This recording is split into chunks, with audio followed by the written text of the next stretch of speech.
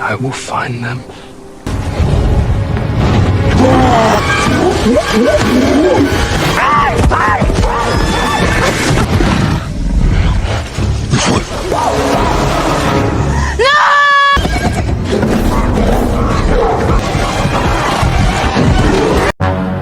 Subscribe ya teman-teman.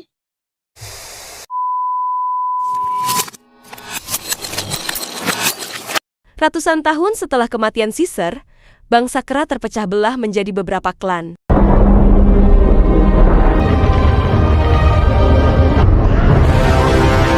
Di suatu tempat, terlihat 3 kera remaja yang bernama Noah, Anaya, dan juga Sona dari klan elang sedang memanjat pohon untuk mengambil telur elang. Di mana setiap kera yang sudah dewasa diwajibkan mengambil telur elang untuk dipelihara sebagai simbol kalau mereka sudah dewasa. Di sana mereka tak kesulitan untuk memanjat. Karena klan elang terkenal sangat ahli memanjat. Sesampainya di sarang elang, mereka melihat 3 butir telur elang yang ada di sana. Namun mereka tak bisa mengambil semuanya, karena mereka harus menyisakan 1 telur. Kemudian Noah pun mengalah dan menyuruh Sona serta Anaya untuk mengambil telur itu. We were raised. Dan dia pun melihat ada sarang elang yang lain. Namun letaknya sangatlah tinggi dan berbahaya. Noah yang pemberani pun langsung naik ke atas sarang itu. Dan dengan susah payah, Noah akhirnya berhasil mengambil 1 telur elang itu.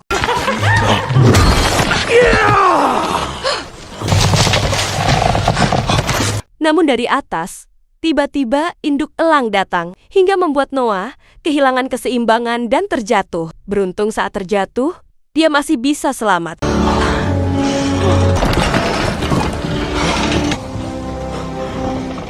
Setelah mereka bertiga turun dan akan pulang, selimut milik Noah dicuri oleh seseorang. Dan tiba-tiba, Noah melihat sesuatu di balik pepohonan. Mereka pun mengejar makhluk itu. Mereka kemudian berhenti di depan terowongan. Namun mereka tak berani untuk masuk, karena di balik terowongan itu adalah daerah terlarang. Noah lalu melihat selimut miliknya tergantung di depan terowongan. Anaya lalu mengambil kain itu dan mereka pun pulang. Ape from Valley. Where you stay? Setibanya di desa Elang Klan, ibu Noah yang bernama Darmi sangat senang melihat putranya pulang dengan selamat. Ia lalu menyuruh Noah untuk menemui ayahnya yang sedang bekerja di dalam kandang elang. Di mana ayah Noah yang bernama Koro adalah seorang kepala suku dan penjinak burung elang. Noah melihat ayahnya yang sedang merawat burung elang kesayangannya, yaitu Eagle Sun. Tomorrow's ceremony. Di saat Noah mendekat, Koro bertanya tentang bau aneh yang ada di selimut milik Noah. Ia juga menuduh Noah telah pergi ke daerah terlarang. Mendengar itu, Noah pun menyangkal. Namun Koro tahu kalau itu adalah bau manusia. Beyond. Only bring trouble. Koro kemudian meminta pendapat kepada para tetua mengenai kemunculan manusia itu. Karena menurut mereka, kemunculan manusia akan membawa masalah. Para tetua pun akhirnya mengirim Oda untuk memburu manusia itu.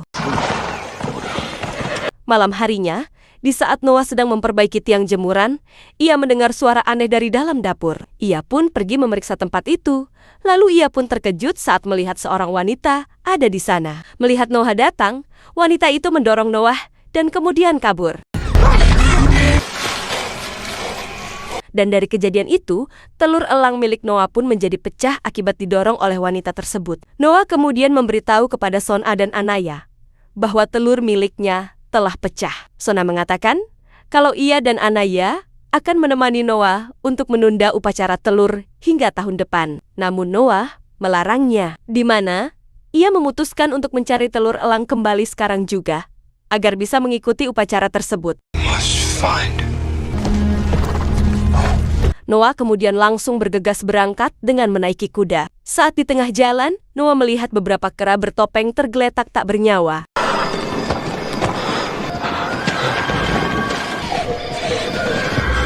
Setelah itu, dari jauh, Noah melihat segerombolan kera bertopeng mendekat. Noah pun langsung bersembunyi di balik semak-semak. Dan rombongan kera bertopeng itu dipimpin oleh kera yang bernama Silva. Kera-kera itu lalu mengambil selimut yang dibawa oleh Oda dan mencium baunya. Menyadari kalau itu adalah bau manusia yang mereka incar, Silva menyuruh anak buahnya untuk memburu manusia itu. Noah yang panik pun berusaha berlari kembali ke desa untuk memperingatkan yang lain. Namun begitu Noah sampai di desa, ia melihat tempat mereka telah hancur lebur, dibakar oleh Silva dan anak buahnya. Noah lalu menemukan Anaya dan ibunya dengan tangan terikat. Anaya kemudian memberitahu kalau Sona sudah dibawa mereka. Noah pun berusaha melepaskan ikatan Anaya, namun kera bertopeng menyetrum Noah. Silva dan anak buahnya menangkap para klan elang, serta memaksa mereka untuk ikut dengannya. Kemudian Darmi menyuruh Noah untuk membantu ayahnya yang sedang membebaskan burung-burung elang.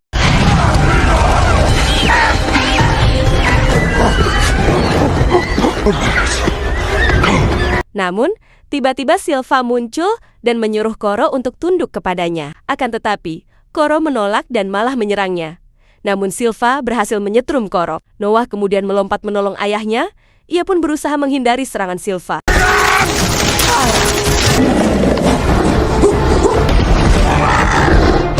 Melihat ayahnya yang terpojok, Noah pun berusaha menolongnya. Namun Silva berhasil melempar Noah. Beruntung Noah berhasil selamat dengan bergelantungan. Silva kemudian menyetrum tali itu sambil berteriak menyebut nama Caesar. Dan akhirnya Noah pun terjatuh hingga pingsan. Keesokan harinya, setelah kembali tersadar, Noah melihat desanya sudah porak-poranda hancur lebur. Di sana terlihat sepi, karena semua kera sudah dibawa oleh Silva dan anak buahnya. Noah lalu melihat ayahnya yang sudah maut. Sambil menahan kesedihan, ia pun memakamkan ayahnya. Ia kemudian berjanji akan menemukan dan menyelamatkan seluruh anggota klannya yang telah diculik. I will bring them, Father. Lalu Noah mengambil tongkat listrik rusa yang ada di sana, dan kemudian pergi menaiki kuda, serta mengikuti jejak kaki para kera yang menuju ke daerah terlarang. Di sana ia pun memberanikan diri memasuki terowongan menuju daerah terlarang. Eaglesan juga mengikuti Noah dari atas. Di tengah perjalanan, Noah melihat kain milik ibunya. Karena hari mulai gelap, Noah pun memutuskan untuk beristirahat. Keesokan harinya, Noah pun melanjutkan perjalanannya. Saat di tengah jalan, Noah mencium asap yang aneh. Ia pun memeriksa tempat tersebut, namun ia terperosok jatuh ke dalam tanah.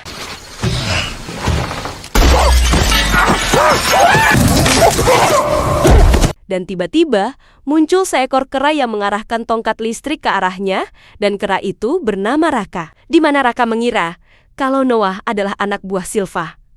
Noah lalu menjelaskan bahwa ia bukanlah bagian dari mereka, di mana Noah sedang berusaha mengikuti jejak Silva yang telah menculik klannya. Setelah itu, Raka pun mengatakan bahwa Silva juga telah melintas di sini dan juga telah membunuh temannya yang jasadnya kini sedang ia bakar.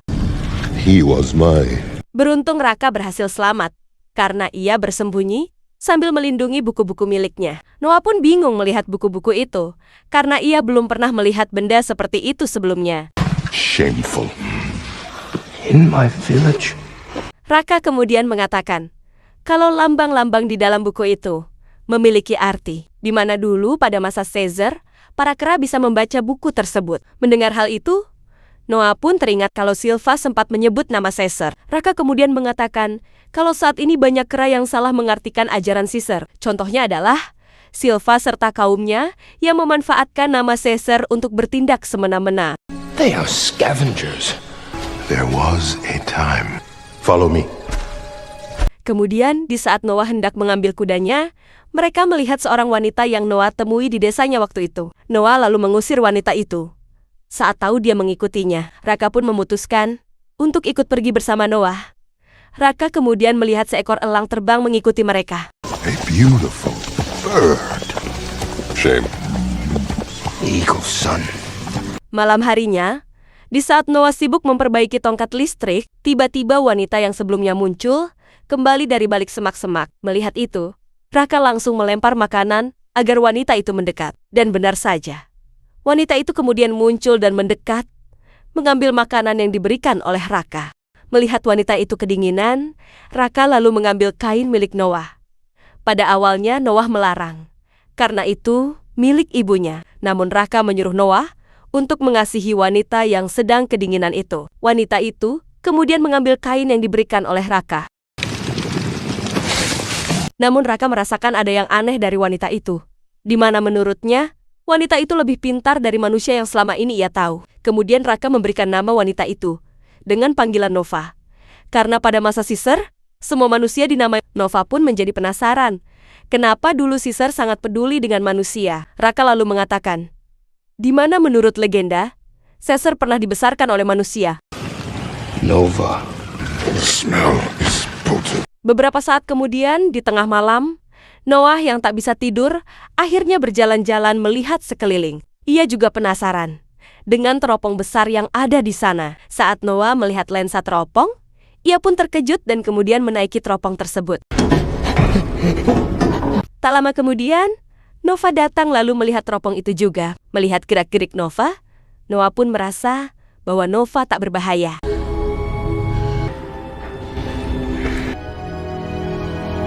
Keesokan harinya, akhirnya mereka juga mengajak Nova untuk melanjutkan perjalanan. Namun di tengah jalan, mereka berhenti karena melihat sekumpulan zebra yang sedang minum di pinggir sungai. Dan untuk pertama kalinya, Raka dan Noah melihat hewan-hewan itu.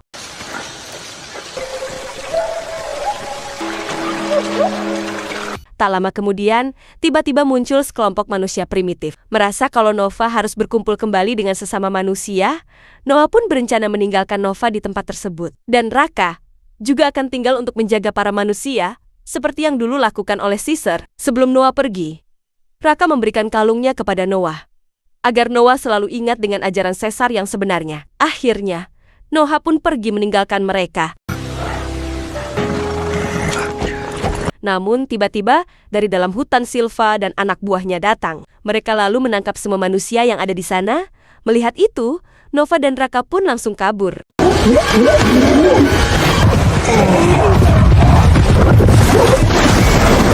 Noah yang melihat Nova dalam bahaya, segera kembali untuk menolongnya. Dan ternyata, selama ini Silva telah mengincar Nova. Silva dan anak buahnya pun terus mengejar Nova. Beruntung, Nova bisa bersembunyi. Melihat Noah datang, ia pun bangun dan berteriak memanggil Noah. Nova pun berlari ke arah Noah saat Silva mengejar Nova. Noah pun segera berlari dengan kudanya dan berhasil menyelamatkan Nova. Kemudian anak buah Silva pun mengejar dan menyerang Noah.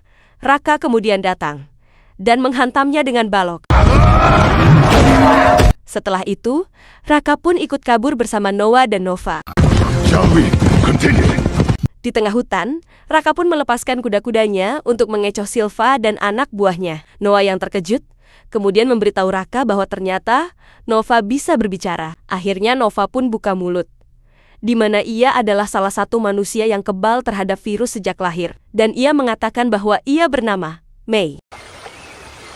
May lalu menceritakan kalau beberapa hari yang lalu orang tua dan teman-temannya telah dibunuh oleh Silva serta anak buahnya. Dan sebenarnya, ia juga tak tahu kemana Silva membawa para keraklan elang pergi. Namun selama ini, May hanya diam saja karena demi keselamatan dirinya. Raka kemudian menenangkan May. Ia meyakinkan kalau saat ini, May sudah aman bersama Raka dan Noah. We have much. Saat sedang beristirahat, May melihat Noah berhasil memperbaiki tongkat listrik.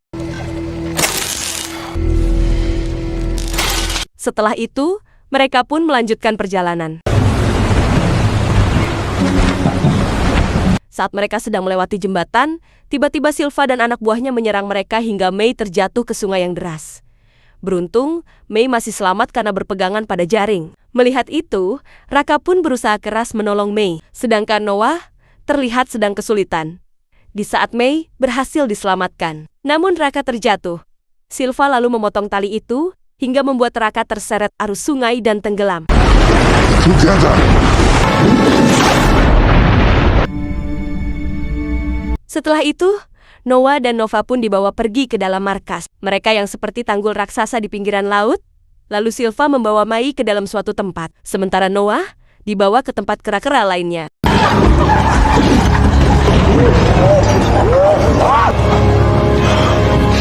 Di sana, Noah akhirnya bisa berkumpul kembali dengan Son A. Di tempat lain, May dibawa ke dalam sebuah ruangan yang dipenuhi buku-buku.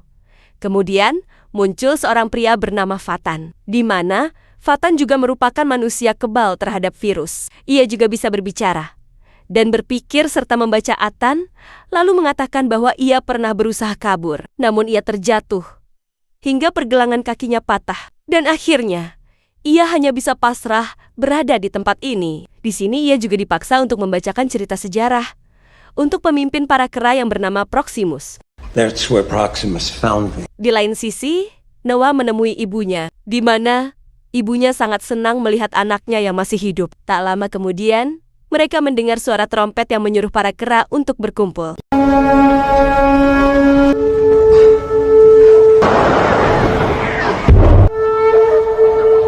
Kemudian, Proximus datang dan berdiri di atas panggung. Proximus kemudian menuju ke arah pintu besi bunker raksasa yang ada di sampingnya, di mana Proximus yakin bahwa ada harta berharga yang tersimpan di dalam sana. Lalu ia menyuruh anak buahnya untuk membuka pintu itu. Meskipun ditarik dengan sekuat tenaga, namun pintu itu tetap saja tak bisa terbuka.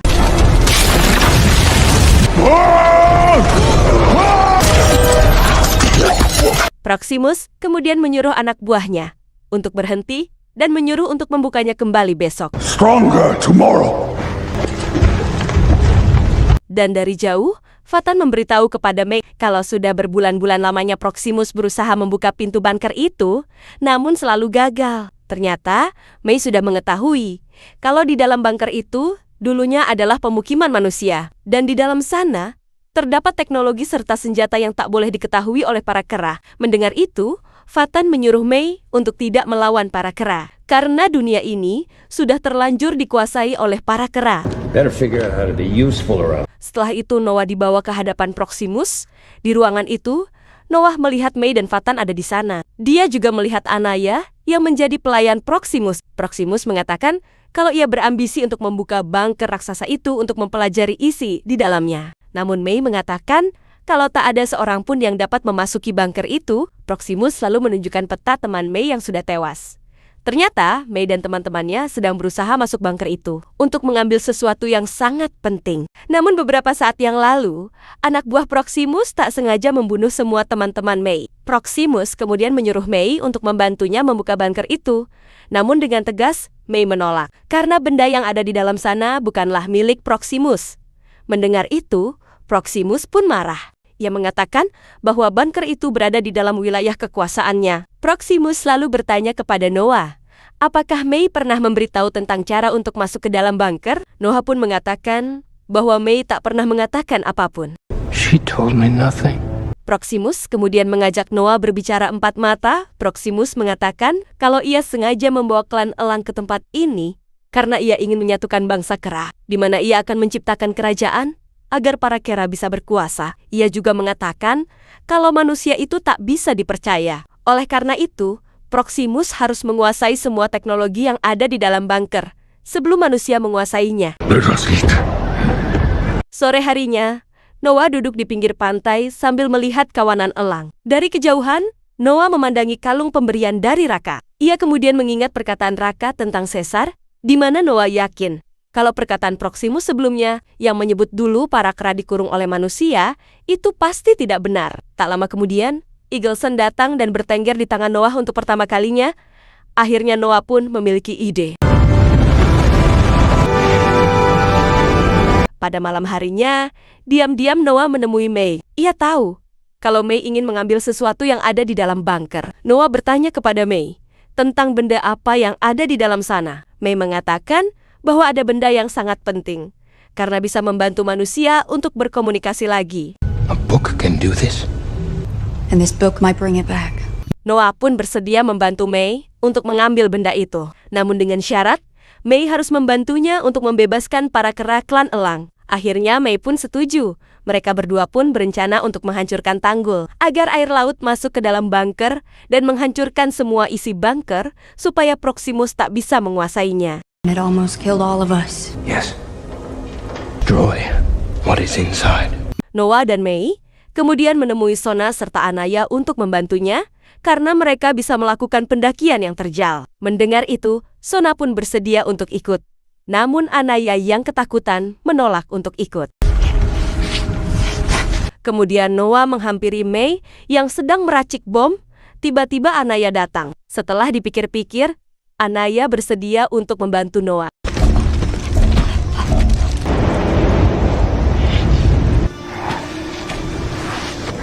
Without Anaya. Mereka kemudian memasang bom-bom itu di tanggul. Namun tiba-tiba Fatan datang dan melihat apa yang sedang dilakukan oleh mereka.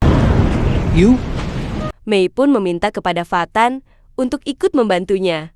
Namun Fatan malah mengancam akan melaporkan hal itu kepada Proximus. Mei yang tak ingin rencananya gagal, dia pun terpaksa harus menghentikan Fatan. Ia lalu mencekik Fatan hingga maut dan membuang jasadnya ke laut agar tak diketahui para kera lain. Setelah itu, mereka menyusuri tepian tebing yang terjal. Mei kemudian menyuruh yang lain untuk memanjat tebing. Noah kemudian menggendong Mei naik ke atas. Sesampainya di atas, mereka melihat lubang ventilasi yang terbuka. Mereka kemudian menyusuri tangga hingga sampai di dasar bunker. Mei lalu menyalakan panel listrik yang masih berfungsi. Lampu-lampu di sana pun kembali menyala. Setelah melihat peta, Mei menyuruh Noah dan yang lain untuk menunggunya. Sedangkan ia akan masuk mengambil sesuatu. Wait here. Noah dan Sona, serta Anaya, lalu masuk ke dalam ruangan yang sudah terbengkalai. Noah kemudian mengambil sebuah buku, di mana di dalam buku tersebut, mereka melihat kera yang berada di dalam kandang. Dan ternyata, ucapan Proximus memang benar, di mana dahulu manusia telah mengurung para kera. Di tempat lain, ternyata benda yang dicari oleh Mei adalah sebuah kunci akses satelit. Setelah mengambil benda itu, Mei melihat beberapa pucuk senjata yang ada di sana.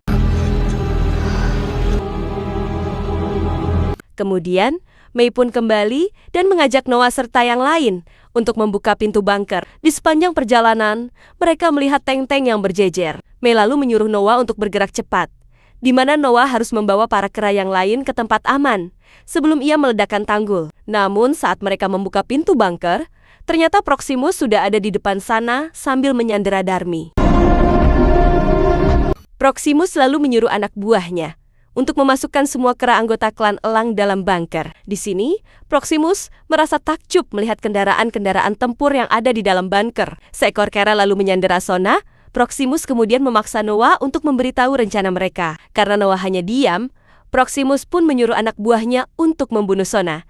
Saat Sona akan dibunuh, tiba-tiba terdengar suara tembakan, dan ternyata Maya menembak kera yang menyandera Sona hingga maut.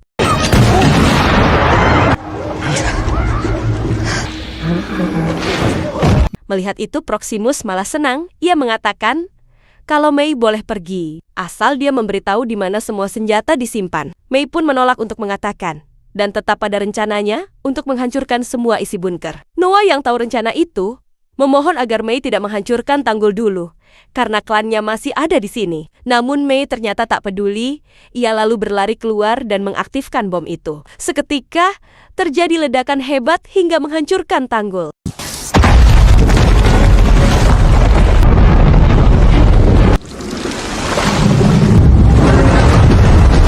Dan dengan cepat, air memasuki bunker. Dari kejauhan, Mei hanya diam saja melihat kejadian itu. Di dalam bunker, Noah berusaha menyelamatkan ibunya dan klannya, di mana mereka harus memanjat ke atas agar bisa selamat. Noah kemudian menyuruh Sona dan Anaya untuk membantu yang lain menuju ke tempat pertama kali mereka masuk. Namun dari belakang, tiba-tiba Silva muncul. Akhirnya Noah pun harus menghadapinya sendirian. Noah lalu memancing Silva ke dalam ruangan yang sempit. Karena ukuran tubuhnya yang sangat besar, Silva pun akhirnya terjebak dan tenggelam hingga tewas.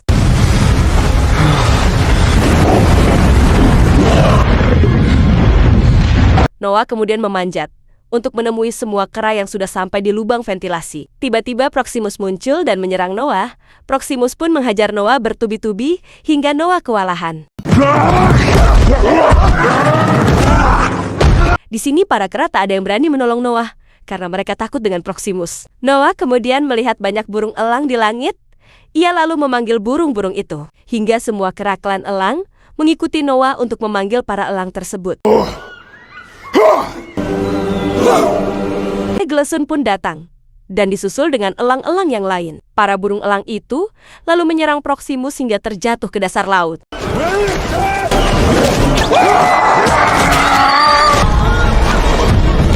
Singkat cerita, Noah dan klan elang kembali ke desa serta membangun kembali desa mereka. Di saat Noah sedang bekerja, ia melihat Mei datang, lalu ia mengajaknya berbicara empat mata, di mana Mei ingin mengucapkan salam perpisahan kepada Noah, lalu mengatakan, kalau ternyata Proximus benar, manusia memang tak bisa dipercaya.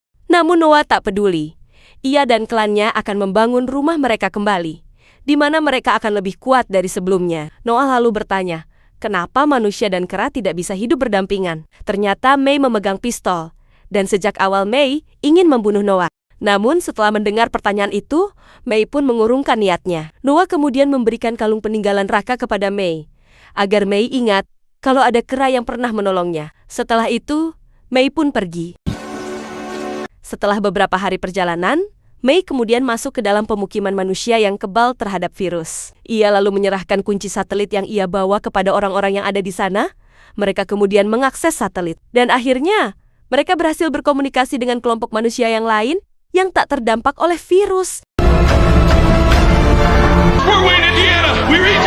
Tamat. Terima kasih sudah menonton alur cerita film sampai akhir. Jangan lupa subscribe, dan sampai jumpa di movie selanjutnya.